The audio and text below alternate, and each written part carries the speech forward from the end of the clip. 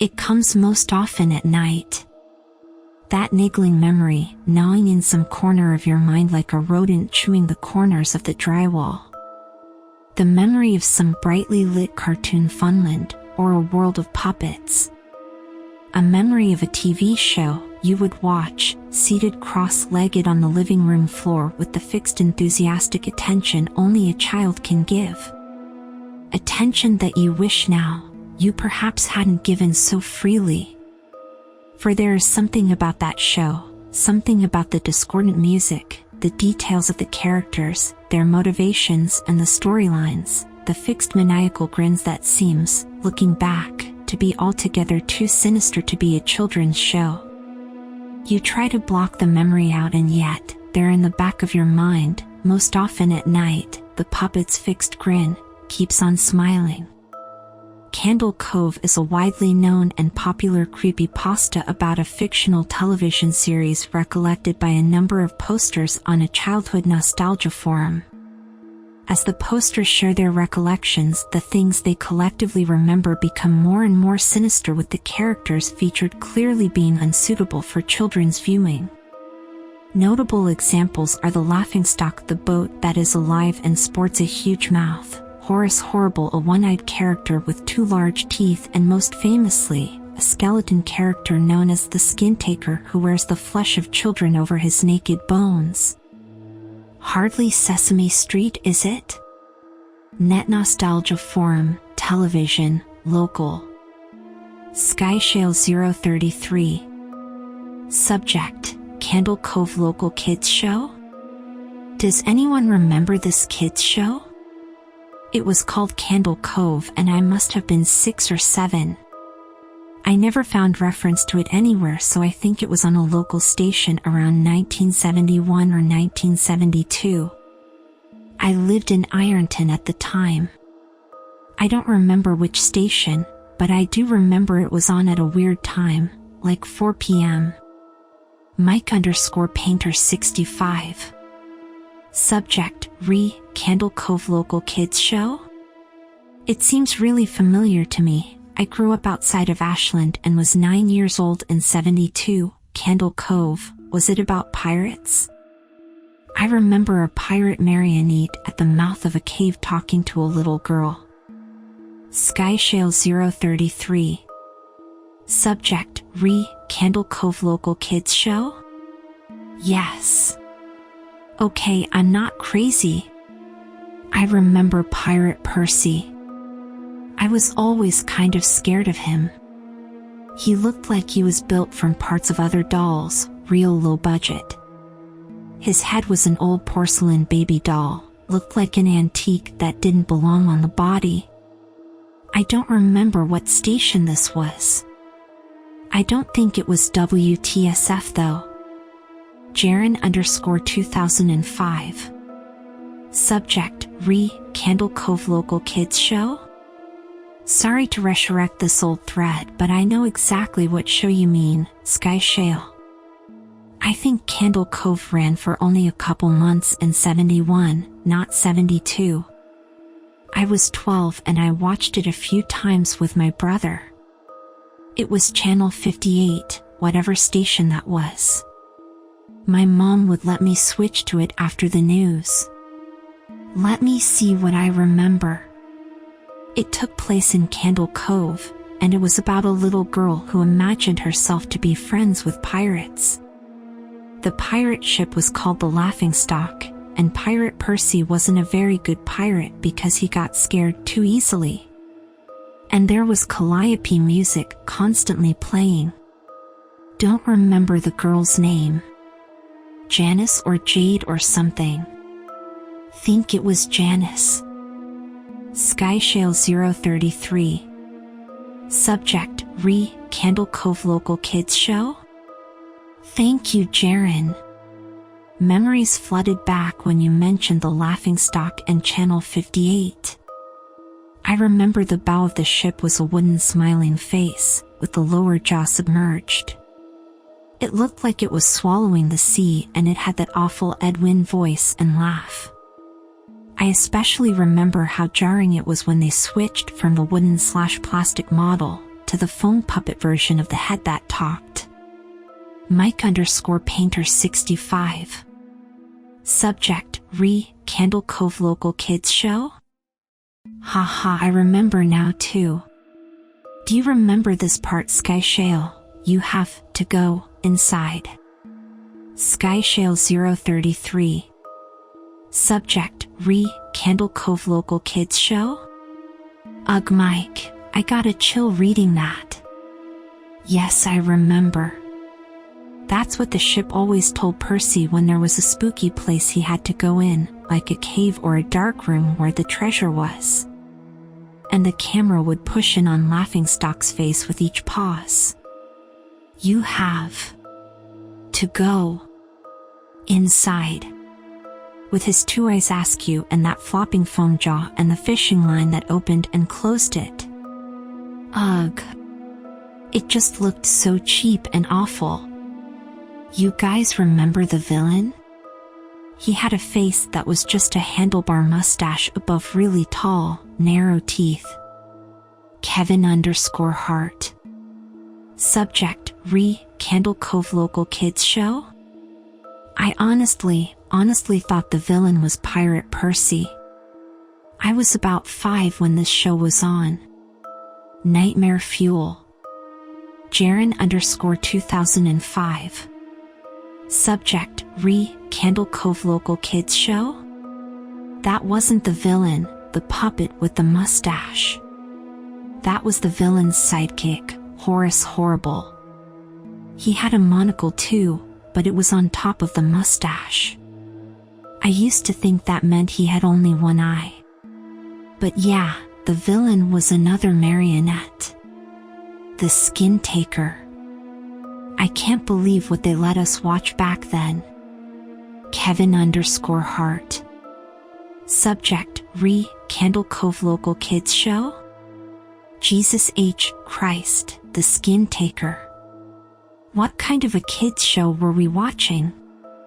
I seriously could not look at the screen when the Skintaker showed up.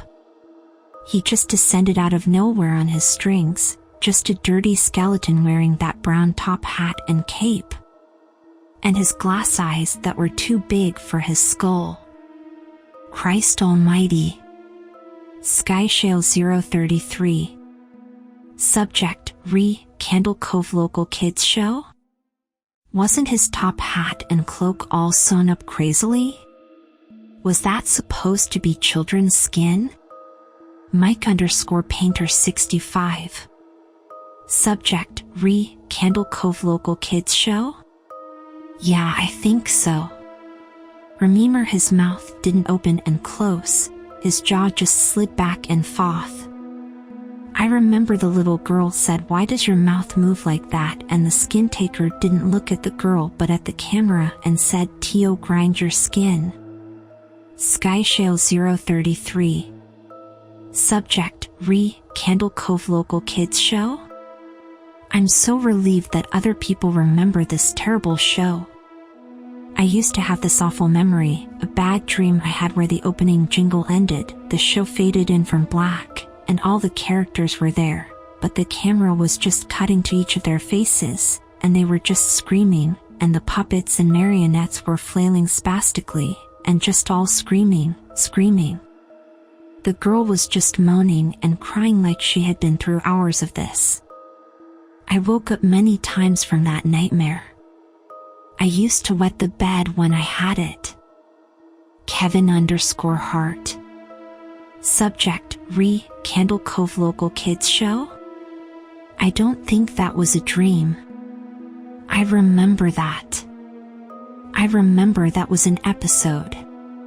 Sky Shale 033. Subject: Candle Cove Local Kids Show? No, not possible. There was no plot or anything. I mean, literally just standing in place crying and screaming for the whole show. Kevin_Hart.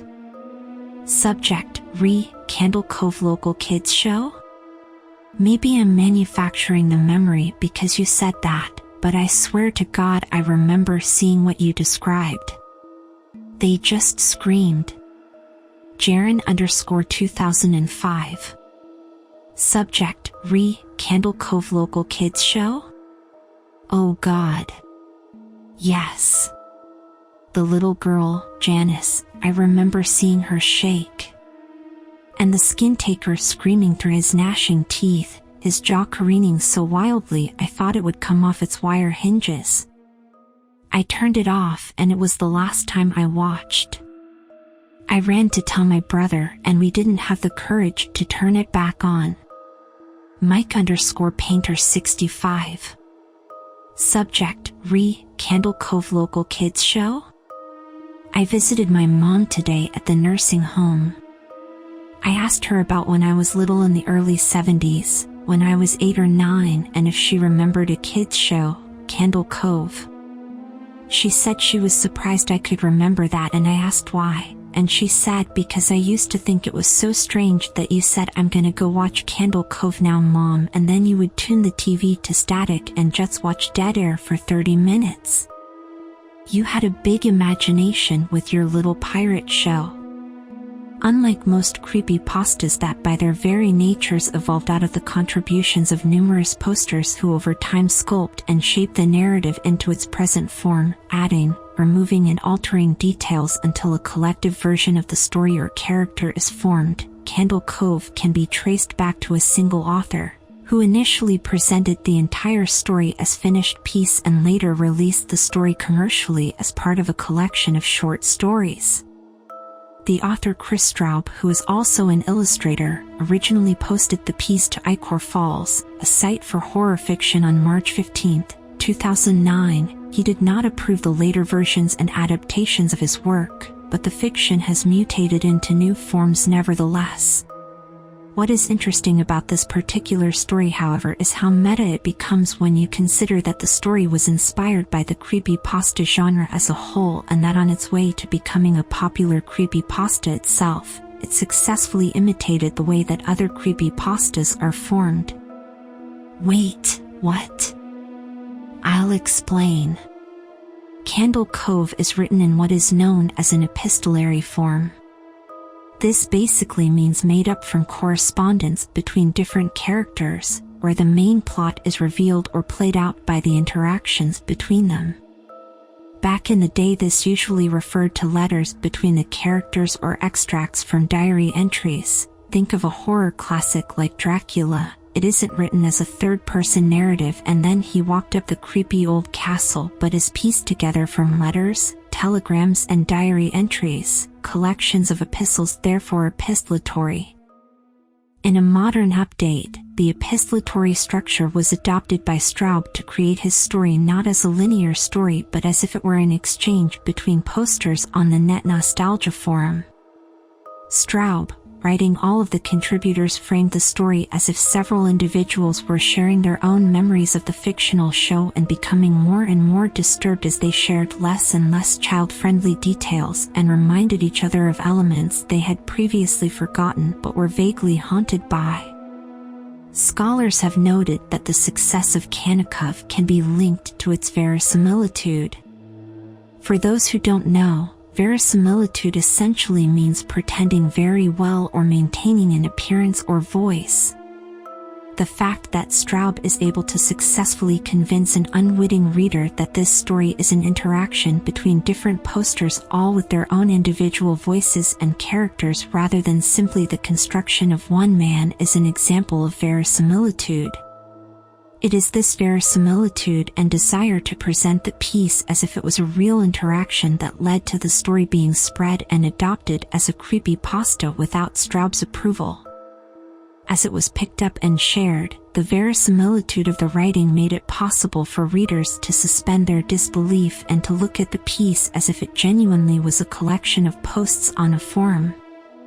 This then led to an evolution of the narrative as others began posting their own, clearly fictional, recollections of the show and the characters, adapting and extending the existing details. What is interesting is that as the story was then spread onto other forums where it adopted new and unapproved shapes but maintained the verisimilitude, being presented on numerous forums as if it were a real show. The original story was posted to creepypasta.com in June of 2009. Within a month it was possible to find YouTube videos discussing the show, and by the close of the year, 4chan and Reddit, as well as forums dedicated to horror and TV, such as tvforum.co.uk, featured discussion between posters about the fictional show, with some contributors sharing their supposed memories.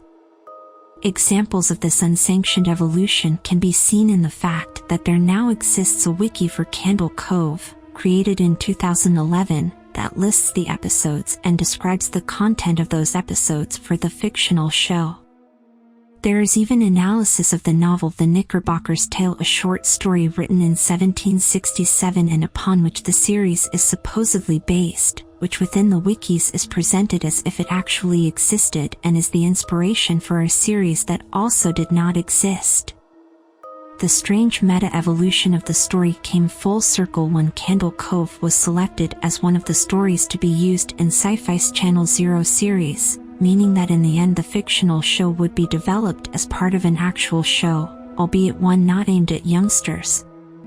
Straub has cited an article on the satirical humor site The Onion as being part of the inspiration for Candle Cove.